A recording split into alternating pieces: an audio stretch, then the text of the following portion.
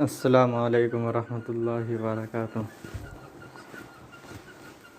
نحمده ونصلی علی رسوله الکریم اما بعد فاعوذ باللہ من الشیطان الرجیم بسم اللہ الرحمن الرحیم وجاہدوا فی سبیلہ لعلکم تفلحون صدق اللہ العظیم۔ کچھ اہل ستم کچھ اہل حشم میں خانہ گرانے آئے تھے، کچھ اہل ستم کچھ اہل حشم میں خانہ گرانے آئے تھے، دہلیز کو چوم کے چھوڑ گئے، دیکھا کہ یہ پتھر بھاری ہے، زخموں سے بدن گلزار سہی تم اپنے شکستہ تیر گنو، زخموں سے بدن گلزار سہی تم اپنے شکستہ تیر گنو، خود ترکش والے کہہ دیں گے یہ بازی کس نے ہاری ہے، سوچا ہے کفیل اب کچھ بھی ہو ہر حال میں اپنا حق لیں گے، سوچا ہے کفیل اب کچھ بھی ہو ہر حال میں اپنا حق لیں گے، عزت سے جیے تو جی لیں گے یا جام شہادت پی لیں گے۔ برادران اسلام، آج کی اس محفل میں آپ حضرات نے جس عنوان پر مجھے تقریر کرنے کی ہدایت کی ہے، حق بات تو یہ ہے کہ میں اس کا اہل نہیں ہوں، نہ میری زبان میں یہ طاقت ہے اور نہ میرا مطالعہ اتنا وسیع ہے کہ ہندوستان کی آزادی سے لے کر اب تک کی تاریخ کو بیان کروں۔ برادران ملت،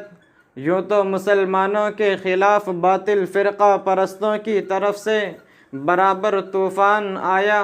فتنہ و فساد کا سیلاب آیا ہے، مگر حق پرستوں کی جانباز قوم نے ان باطل طاقتوں کا رخ ہمیشہ کے لیے دشمنوں کی طرف موڑ دیا ہے۔ آج عالمی پیمانے پر مسلمانوں کے خلاف سازشیں ہوتی ہیں، اسلام کے خلاف تحریکیں چلتی ہیں، مسلمانوں کو ہر ملک میں ظلم و ستم کا نشانہ بنایا جا رہا ہے۔ یہ ٹکراؤ ہمیشہ ہوتا رہے گا، کیونکہ حق و باطل کا معرکہ ہے، نور و ظلمت کا معرکہ ہے، توحید و شرک کا معرکہ ہے، کفر و ایمان کا معرکہ ہے، جو قیامت تک جاری رہے گا۔ تاہم آج جب بھی ہندوستان کے گوشے گوشے اور خطے خطے میں مختلف تنظیموں، اداروں، اسکولوں، کالجوں اور مدرسوں میں غیر معمولی دھوم دھام سے یوم آزادی اور یوم جمہوریہ کا جشن منایا جاتا ہے، غلام ہندوستان کی داستاں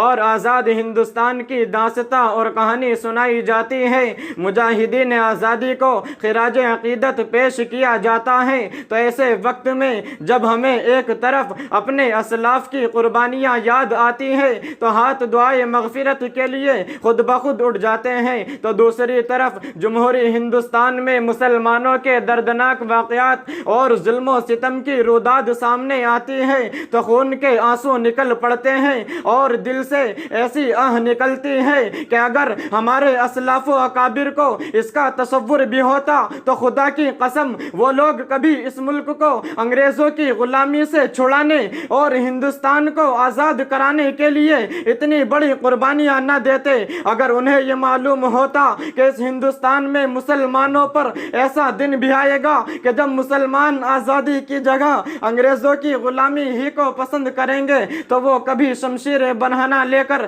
میدان جہاد میں نہ نکلتے۔ جن مسلمانوں نے تحریک آزادی میں اپنے لہو سے مادر وطن کی پیاس بجھائی اور پھانسی کے پھندوں پر آزادی کا نعرہ بلند کیا، جن مسلم حکمرانوں نے اپنی 700 سالہ تاریخ میں ہندوستان کو دولت و ثروت سے مالا مال کر دیا تھا اور اس کو سونے کی چڑیا بنا دیا تھا، جن مسلمانوں نے ہندوستان میں اتحاد و اتفاق کا چمن لگایا تھا اور ہندو مسلم یکتا کا چراغ روشن کیا تھا آج انہیں غدار کہا جا رہا ہے، دیش کا دشمن بتایا جا رہا ہے۔ لوگوں انہیں کیا معلوم کہ جس ہندوستان کی آزادی کے لیے بالا کوٹ کی پہاڑی پر سید احمد شہید اور شاہ اسماعیل شہید نے جان دی ہے، انہیں کیا معلوم کہ جس ہندوستان کی آزادی کے لیے شاملی کے میدان میں علماء دیوبند توپوں کا نشانہ بنے ہیں، انہیں کیا معلوم کہ جس ہندوستان کی آزادی کے لیے علماء کرام کو برہنہ کر کے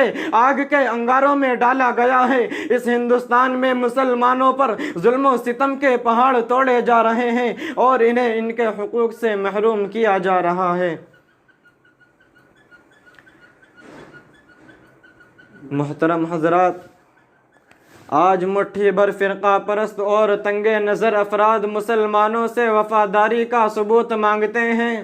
وہ بابر کو غاصب کہتے ہیں، اکبر کو غاصب کہتے ہیں، اورنگزیب کو غاصب کہتے ہیں، مسلمانوں کو بدیسی کہتے ہیں۔ ذرا ان سے پوچھو تو صحیح کہ جو تم لنگوٹی باندھتے تھے، پتوں پر کھاتے تھے، عورتوں کو زندہ جلاتے تھے، ننگے بدن رہتے تھے، تم کو جینے کا سلیقہ کس نے سکھایا؟ تم کو رہنے کا ڈھنگ کس نے بتایا؟ تم کو کھانے کا طریقہ کس نے سمجھایا؟ ملک کے غاصب اور غدار تو تم ہو۔ کبھی تم نے وطن کے واسطے ایک قطرہ خون بھی بہایا ہے؟ آج تم کو مندر کی فکر ہے اور مسجد سے نفرت ہے۔ یہی وہ مسجدیں ہیں جن کی بدولت تاریخ نے تم کو جانا ہے، یہی وہ مسلمان ہیں جن کی وجہ سے تم مشہور ہو۔ تم ہندوستان کے دوست کب بن گئے؟ تم گاندھی کے قاتل ہو، تم جمہوریت کے قاتل ہو، تم اتحاد و اتفاق کے گھر میں آگ لگانے والے ہو۔ سن لو